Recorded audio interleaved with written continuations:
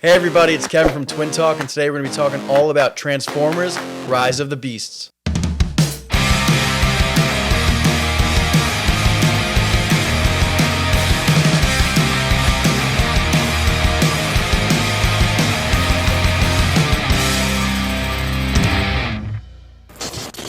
Stick around to the end of the episode to see how our drawing of Optimus Primal came out, and if you like what you see, subscribe to the channel for more videos. This will be a spoiler review, just so you know, be warned if you haven't seen the film. Transformers: Rise of the Beast is a direct sequel to 2018's Bumblebee, directed by Stephen Caple Jr., and stars an impressive cast, which I did not know about. Peter Cullen, first of all, coming back as Optimus Prime, is always excellent. The guy is an absolute icon. Pete Davidson kills it as Mirage. Ron Perlman is Optimus Primal. Michelle Yeoh from Everything Everywhere All at Once. Peter Dinklage as the villain Scourge. This movie is absolutely dripping with talent. You could tell that they put a lot of care and money into making this a summer blockbuster, a much bigger sequel, which is a nice bridge between the prequel, Bumblebee, and the 2007 Michael Bay Transformers movie with Shia LaBeouf. This is kind of bridging that gap. And I gotta say, Hasbro is absolutely crushing this, breathing new life into the franchise. I'm hella hyped for any movies that come after this. Michael Bay was a producer of this film, and you could see that in the production value of this movie. It definitely goes higher stakes, higher action, higher visuals, but not to the detriment of the story. We have an engaging human story for the most part. With a movie series titled Transformers, I'm never really interested in seeing what the humans have to offer, but it does help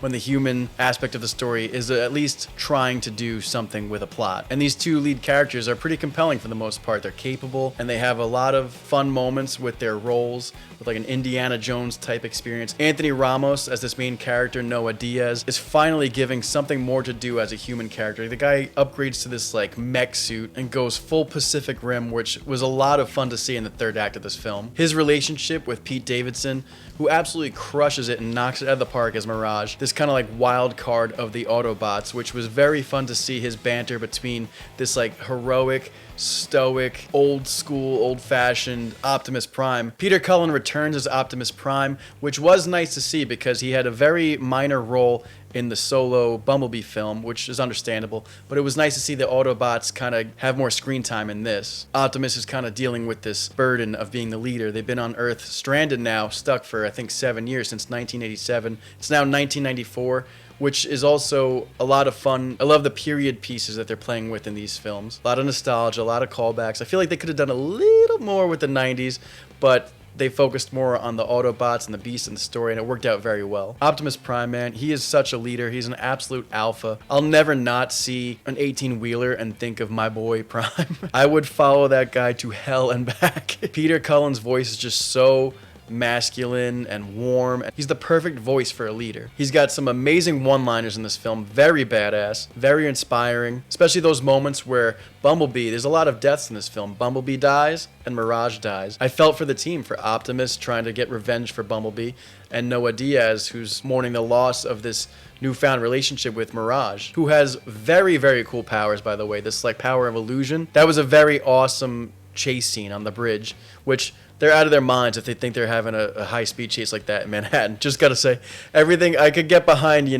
animated robots and an alien species, but there's no way traffic will allow that kind of scene to happen in the city. Don't call it a comeback. It was very awesome to see Bumblebee return from his solo film. I got hyped every time he was on the screen. The music was awesome. I love that playfulness of him being able to speak through the car stereo. It makes for great hyped up moments. RC was a very cool design. I really liked this squad of the Autobots. But the title characters, the Beasts, Optimus Primal was awesome. He had a lot of his King Kong beating the chest type moments. Air was very wise and a very cool character design. Every time there was an on-screen death with Mirage, Bumblebee, Air I felt heartbroken. But 2 of the 3 came back, and those were epic moments. Even the Ben 10 gauntlet was very sick, that Mirage was kind of still with this main character, which is an insane concept because I don't know what they're trying to do with that, with this whole G.I. Joe thing, this end credit scene, this Agent of S.H.I.E.L.D. type Iron Man cameo. I couldn't believe what they're trying to set up. Hasbro wants a piece of the pie, man. They're trying to build this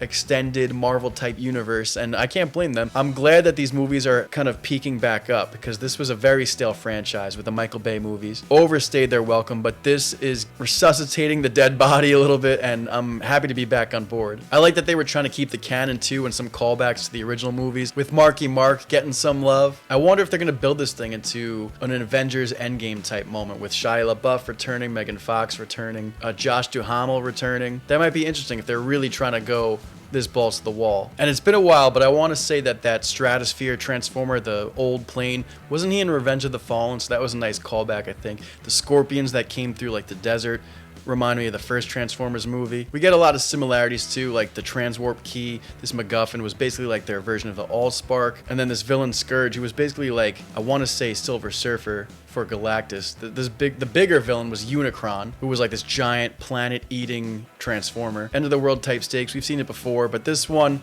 the villains are not so much the focus. The heroes with the beasts, the Autobots, and these humans, they do such a good job of keeping you entertained throughout this entire film. They basically even already had their almost like Avengers Endgame moment with that end climax, which was bonkers to see. The human having this awesome suit with Mirage, the Maximals maximizing, and the whole rollout line. I almost clapped. I think this film deserves way more praise, way more attention.